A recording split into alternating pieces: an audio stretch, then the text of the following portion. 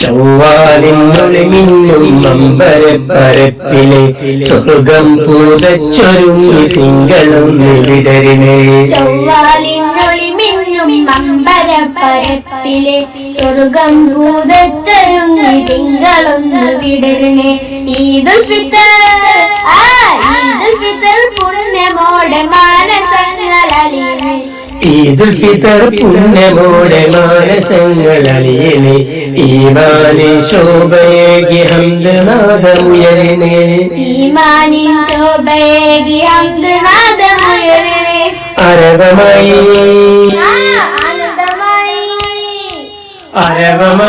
ആനന്ദമായി ചേരുമിന്നില